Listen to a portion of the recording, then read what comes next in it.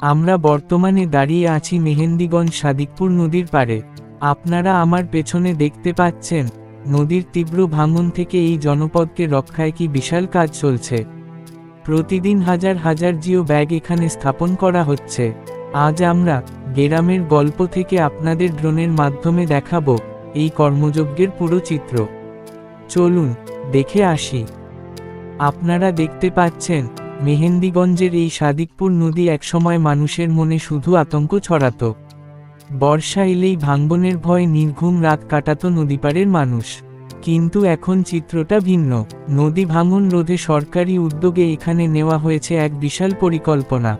শত শত শ্রমিক ভাইদের অক্লান্ত পরিশ্রমে প্রতিদিন হাজার হাজার বালুভর্তি জিও ব্যাগ ফেলা হচ্ছে নদীর তলদেশে, যাতে করে চিরতরে বন্ধ করা যায় এই ভাঙন। এই পুরো কর্মযজ্ঞে নিয়োজিত রয়েছে বড় বড় কার্গো জাহাজ এবং ড্রেজার।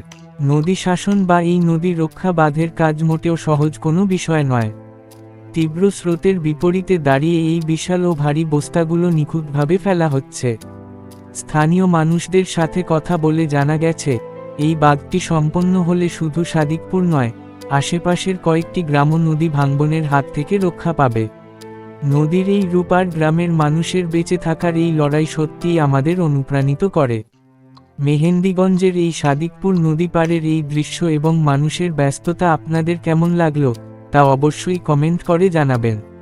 আমাদের চারপাশের এই রকম অবিকৃত গ্রামের গল্প, মানুষের সুখ দুঃখ আর প্রকৃতির সুন্দর সব দৃশ্য ড্রোনের চোখে দেখতে আমাদের সাথেই থাকুন। আপনাদের ভালোবাসায় আমাদের গ্রামের গল্প পেজটি আজ 35,000 ফলোয়ারের এক বড় পরিবার। যারা এখনও পেজটি ফলো করেননি, গ্রামের এমন আরও সুন্দর ভিডিও পেতে এখনই ফলো দিয়ে রাখুন। দেখা হবে নতুন কোনো গল্পের সাথে। আমি জাকির আজকের মতো বিদায় নিচ্ছি। আল্লাহ হাফেজ।